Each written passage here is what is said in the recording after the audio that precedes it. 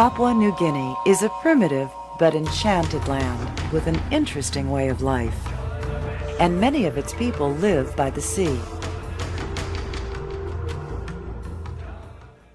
Because of this, a very popular conservation program called Mahonia Naderi teaches an appreciation for the sea. Students of all ages will be found participating in classroom, snorkeling, and other conservation activities aimed at conserving their most precious resource. Without the Guardians of the Sea program, most of these students would probably never venture far from their island, nor would they have the opportunity to witness and understand the wonders beneath the surface. Because of this program, they are all learning about sustainability in the ocean and how proper conservation techniques will benefit them in their own lives. Each one of these students will become a successful ambassador of the sea because of their newfound understanding and enthusiasm.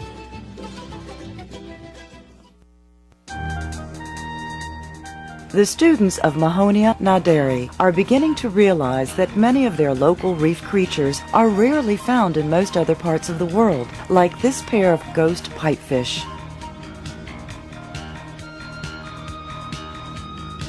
Marine wonders are endless in Papua New Guinea.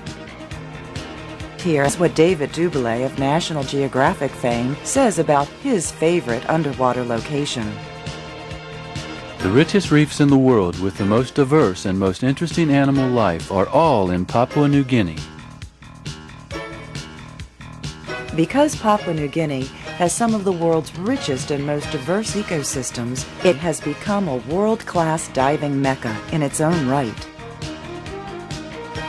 Scuba divers visit from all corners of the earth to witness these rare and exotic marine animals. Whether seeking the large or the very small, it can all be found here in Papua New Guinea. This diversity is full of color, lively, and delightfully exhilarating.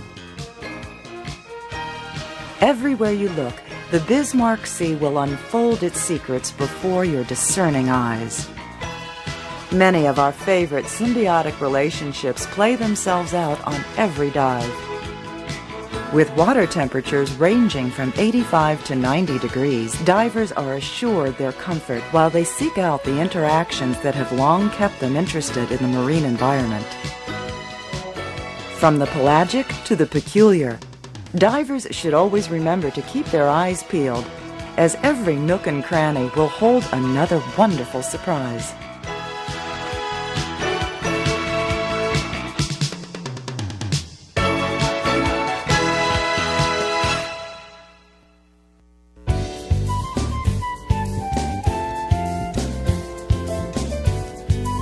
The term muck diving does not sound very glamorous, but this type of diving in Papua New Guinea can be quite interesting.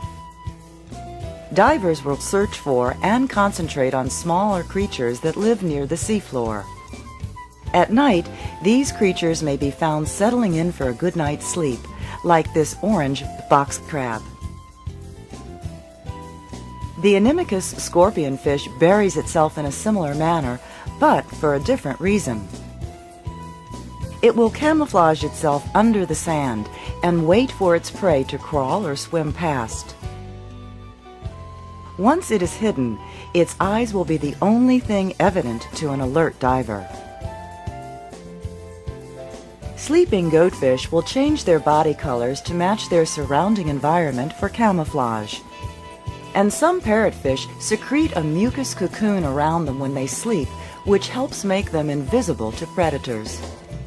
Muck divers will find sea pens only at night, as this is when they extend their feeding polyps from beneath the sand.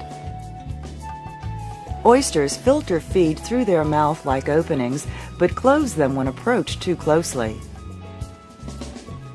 Nighttime hunters and stalkers, like this banded snake eel, are abundant on the reefs around Papua.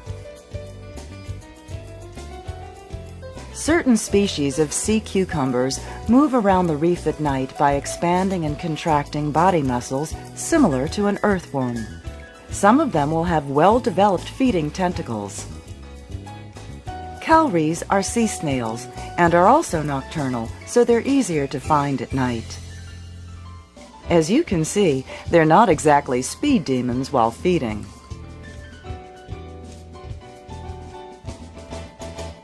During the day, it's not uncommon for muck divers to run across hermit crabs. As this one ambles over a coral head, it disturbs numerous Christmas tree feather duster worms, causing them to disappear into their tubes.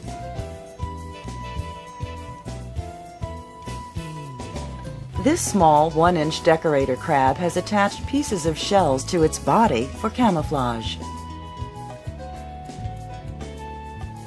Tentacles of the red tube anemone are quite noticeable until they're retracted as danger approaches, like a diver being too close.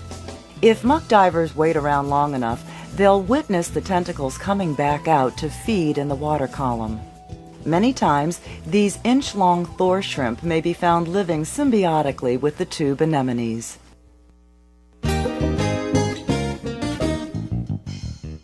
2-inch-long partner gobies may also live symbiotically with various species of alphid shrimp. The shrimp constantly keep the commensal burrow cleaned out.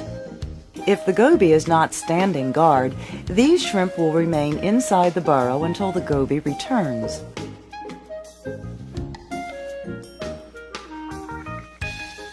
Gobies can be very meticulous about building and maintaining their burrows, and there are some species that do their own housekeeping.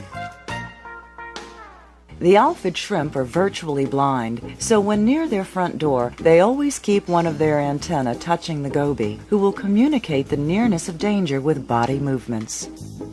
Sometimes, even a pair of shrimp can be found in the same burrow.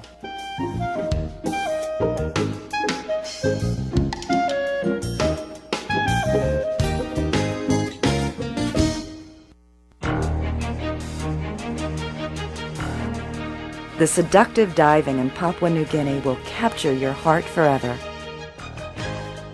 From the huge sea fans to the healthy stands of soft and hard corals to the crawling and swimming creatures of the reefs, scientists are still finding new species of plants and animals in PNG every year.